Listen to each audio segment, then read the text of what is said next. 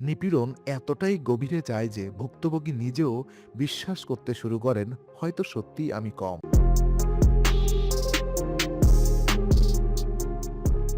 ২০২৩ সাল, ভারতের উত্তরপ্রদেশ। একটি দলিত পরিবারের ছেলে উচ্চ বর্ণের মেয়েকে ভালোবেসেছিল। তাকে পিটিয়ে মারা হলো প্রকাশ্যে, দিনের আলোয়, এবং গ্রামের মানুষ দাঁড়িয়ে দেখল, কেউ থামালো না। এটা ২০২৩ সাল, স্বাধীনতার ৭৫ বছর পর। সংবিধান বলছে সব মানুষ সমান, কিন্তু বাস্তবে বাস্তবে আজও ভারতের ২৫ কোটি মানুষ শুধুমাত্র জন্মের কারণে অস্পৃশ্য বলে বিবেচিত হয়। আজও কূপ থেকে জল তুলতে দেওয়া হয় না, আজও মন্দিরে ঢুকতে দেওয়া হয় না, আজও ঘোড়ায় চড়ে বিয়ে করলে মৃত্যু আসে। তাহলে প্রশ্ন হলো, ১০০০ বছর পরেও এই প্রথা কিভাবে টিকে আছে? কে টিকিয়ে রেখেছে এবং এর শেষ কোথায়? আজ বিং ইনসাইটে আমরা ঢুকবো সেই অন্ধকারে, যেটা ভারত লুকিয়ে রাখতে চায়। তো জাতিভেদের জন্ম কোথা থেকে এলো এই বিষ? ৩৫০০ বছর আগে ঋগ্বেদের একটি শ্লোক, পুরুষ সূত্র, যেখানে লেখা আছে আদি পুরুষের মুখ থেকে ব্রাহ্মণের জন্ম, বাহু থেকে ক্ষত্রিয়, উরু থেকে বৈশ্য, পা থেকে শূদ্র। এই একটি শ্লোক ১০০০ বছর ধরে কোটি কোটি মানুষের জীবন নির্ধারণ করে আসছে। কিন্তু ইতিহাসবিদরা বলছেন জাতিভেদ প্রথার শুরু এতটা সরল ছিল না। প্রাথমিক বৈদিক সমাজে বর্ণ ছিল পেশাভিত্তিক। তুমি কি কাজ করছো সেটাই তোমার বর্ণ নির্ধারণ করত। একজন শূদ্র পরিবারের ছেলে পড়াশোনা করে ব্রাহ্মণ হতে পারত। একজন ব্রাহ্মণ যদি কৃষিকাজ করত, সে বৈশ্য হয়ে যেত। কিন্তু ধীরে ধীরে এই ব্যবস্থা পরিবর্তন হলো। খ্রিস্টপূর্ব ৩০০ থেকে ৫০০ অব্দের মধ্যে জাতি হয়ে গেল জন্মগত। তুমি যে পরিবারে জন্মেছ সেটাই তোমার ভবিষ্যৎ, চিরকালের জন্য। কেন এই পরিবর্তন হলো? কারণ যারা উপরে ছিল তারা চেয়েছিল উপরে থাকতে। ক্ষমতা ধরে রাখার সবচেয়ে নিখুঁত উপায় হলো ক্ষমতার উত্তরাধিকার তৈরি করা, এবং সেই উত্তরাধিকারকে ঈশ্বরের বিধান বলে চালিয়ে দেওয়া। মনুস্মৃতি, খ্রিস্টপূর্ব ২য় শতাব্দীতে লেখা এই গ্রন্থ সেই কাজটাই করল। মনুস্মৃতি বলল, শূদ্র যদি বেদ শুনিয়ে ফেলে, তার কানে গলানো সীসা ঢেলে দাও। শূদ্র যদি বেদ পড়ে, তার জিভ কেটে নাও। এটাই ধর্মগ্রন্থ, এটা ঈশ্বরের বাণী বলে চালানো হয়েছিল।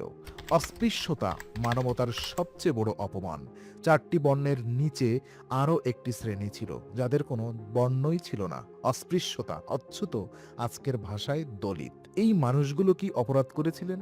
কিছু না, শুধু ভুল পরিবারে জন্মেছিলেন। তাদের জীবন কেমন ছিল? গ্রামের বাইরে থাকতে হবে, উচ্চ বর্ণের কূপ থেকে জল তোলা যাবে না, রাস্তায় হাঁটলে উচ্চ বর্ণের মানুষ যাতে তাদের ছায়া না মালায় সেজন্য সামনে একটা ঝাড়ু বেঁধে হাঁটতে হবে, গলায় মাটির পাত্র ঝুলিয়ে হাঁটতে হবে, থুতু ফেললে মাটি যেন অপবিত্র না হয়। এটা মধ্যযুগের গল্প নয়, এটা বিংশ শতাব্দীর ভারতের বাস্তবতা।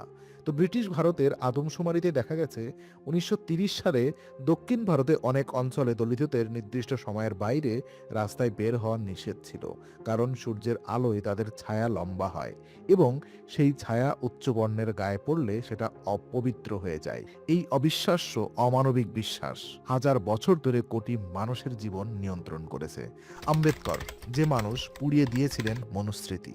১৯২৭ সালের ২৫ ডিসেম্বর মহারাষ্ট্রের মহাট শহর, একটি বিশাল জনসভা। মঞ্চে উঠলেন ভীমরাও রামজি আম্বেদকর। তার হাতে একটি বই, মনুস্মৃতি।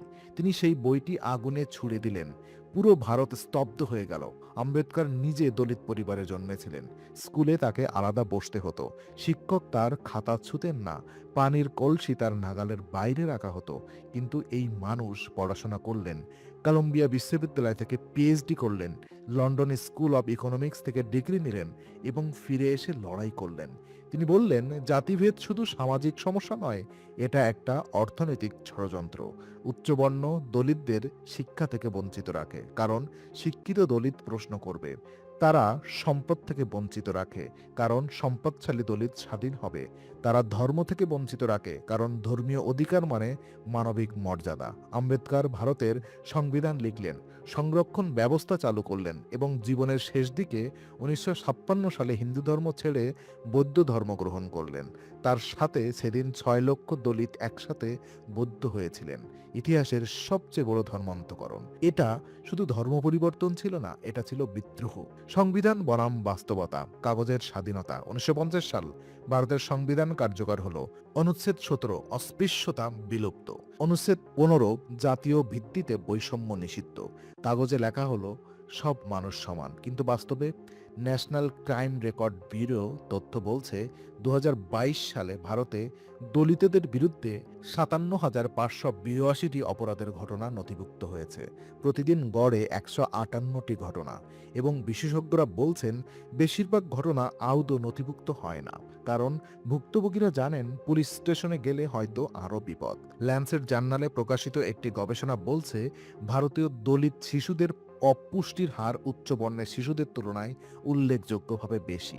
ওয়ার্ল্ড ব্যাংকের তথ্য বলছে দলিত পরিবারের মাথাপিছু আয় উচ্চ বর্ণের পরিবারের তুলনায় গড়ে অর্ধেক। সংবিধান বলছে সমান, পরিসংখ্যান বলছে অসমান। এই দুটো সত্যের মাঝখানে কোটি মানুষের জীবন। আধুনিক জাতিভেদ রূপ বদলেছে, বিষ বদলায়নি। অনেকেই বলেন শহরে জাতিভেদ নেই। সত্যি কি তাই? 2019 সালে ইন্ডিয়ান ইনস্টিটিউট অব ম্যানেজমেন্টের একটি গবেষণা হলো একই যোগ্যতার দুটি চাকরির আবেদন পাঠানো হলো। একটিতে নাম রাহুল শর্মা, উচ্চবর্ণের নাম, আরেকটিতে নাম সঞ্জয় পাসওয়ান, দলিত নাম। সঞ্জয় পাসওয়ান একই যোগ্যতা থাকা সত্ত্বেও ডাক পেল না। এটা আধুনিক ভারতের কর্পোরেট জগৎ। বিবাহের বিজ্ঞাপনে আজও লেখা থাকে ব্রাহ্মণ পাত্র, পাত্রী চাই, কায়স্থ পরিবারের বিবাহ দিতে চাই। ম্যাট্রিমোনিয়াল ওয়েবসাইটে জাতিভিত্তিক ফিল্টার এখনও সক্রিয়। গ্রামে আজও আলাদা কূপ, শহরে আজও আলাদা সামাজিক বৃত্ত, এবং সবচেয়ে ভয়ঙ্কর যে জায়গায় জাতিভেদ টিকে আছে সেটা হলো মানুষের মাথার ভেতরে। একজন দলিত মানুষ যখন বড় হয় তাকে বারবার বলা হয় তুমি কম, তুমি নিচু, তুমি অযোগ্য। নিপীড়ন এতটাই গভীরে যায় যে ভুক্তভোগী নিজেও বিশ্বাস করতে শুরু করেন হয়তো সত্যিই আমি কম। এটা জাতিভেদের সবচেয়ে ভয়ঙ্কর রূপ, কারণ এই শিকল দেখা যায় না। তো সমাধান নাকি নতুন সমস্যা? সংরক্ষণ বিতর্ক। ভারতের সংরক্ষণ বা রিজার্ভেশন নিয়ে বিতর্ক চিরকাল। উচ্চবর্ণ বলে এটা মেধার অপমান, দলিত বলে হাজার বছরের বঞ্চনার ক্ষতিপূরণ। কি সঠিক? তথ্য দেখা যাক। সংরক্ষণ চালু হওয়ার পর থেকে দলিত সাক্ষরতার হার উল্লেখযোগ্যভাবে বেড়েছে। সরকারি চাকরিতে দলিতদের উপস্থিতি বেড়েছে, রাজনৈতিক প্রতিনিধিত্ব বেড়েছে। কিন্তু সংরক্ষণ কি জাতিভেদ দূর করেছে? না, কারণ সংরক্ষণ দেয় সুযোগ, মানসিকতা বদলায় না। যতক্ষণ পর্যন্ত একজন উচ্চবর্ণের মানুষ মনে করবেন দলিত ছেলেটা চাকরি পেয়েছে শুধু সংরক্ষণের জন্য, যোগ্যতার নয়, ততক্ষণ পর্যন্ত সামাজিক বৈষম্য থাকবে। এবং এই মানসিকতা শুধু উচ্চবর্ণের নয়, মধ্যবর্তী জাতিগুলোতেও সমান শক্তিশালী। ওবিসি বনাম দলিত, দলিত বনাম আদিবাসী। জাতিভেদ শুধু উপরের নিচের সম্পর্ক নয়, এটা একটা জটিল পিরামিড যেখানে প্রত্যেককে নিজের থেকে নিচের কাউকে দমন করে। তো বাংলাদেশ এবং পশ্চিমবঙ্গ এই অঞ্চলের চিত্র কি? জাতিভেদ শুধু হিন্দু সমাজে নয়, পশ্চিমবঙ্গে আজও নমশূদ্র, বাগদি, মুচি সম্প্রদায়ের মানুষেরা সামাজিক বৈষম্যের শিকার। বামফ্রন্ট সরকার জমি সংস্কার করেছিল, কিন্তু সামাজিক মানসিকতা বদলাতে পারেনি।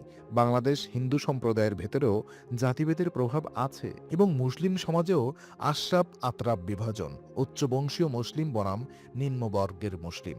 এই বিভাজন আজও সক্রিয়। ধর্ম বদলায় কিন্তু জাতের গর্ব বদলায় না। এটাই এই প্রথার সবচেয়ে বড় সত্য। তো হাজার বছর আগে কেউ একটা নিয়ম বানিয়েছিল, তুমি যে পরিবারে জন্মেছ সেটাই তোমার পরিচয়, চিরকালের জন্য। এবং সেই নিয়মটা এখনো চলছে। সংবিধান বদলেছে, আইন বদলেছে, শহর বদলেছে, কিন্তু মানুষের মনের ভেতরের সেই ছোট্ট জায়গাটা যেখানে লেখা আছে আমার জাত তোমার জাতের চেয়ে ভালো, সেটা বদলায়নি। আম্বেদকর বলেছিলেন জাতিভেদ শুধু শ্রমের বিভাজন নয়, এটা শ্রমিকের বিভাজন। অর্থাৎ এই প্রথা মানুষকে কাজ অনুযায়ী ভাগ করেনি, মানুষকে ভাগ করে দিয়েছে, এবং ভাগ হয়ে যাওয়া মানুষ কখনো একসাথে দাঁড়াতে পারে না। এটাই কি পরিকল্পনা? এখন প্রশ্ন হলো আমরা কি এই পরিকল্পনা বুঝতে পেরেছি, নাকি এখনো সেই হাজার বছরের পুরনো ফাঁদে আটকে আছি? বিং ইনসাইড মনে করে যে সমাজ তার নিজের অসুখ চিনতে পারে সে সমাজ একদিন সুস্থ হয়, এবং সেই চেনার প্রথম পদক্ষেপ হলো প্রশ্ন করা। বিং ইনসাইট সত্যের সন্ধানে।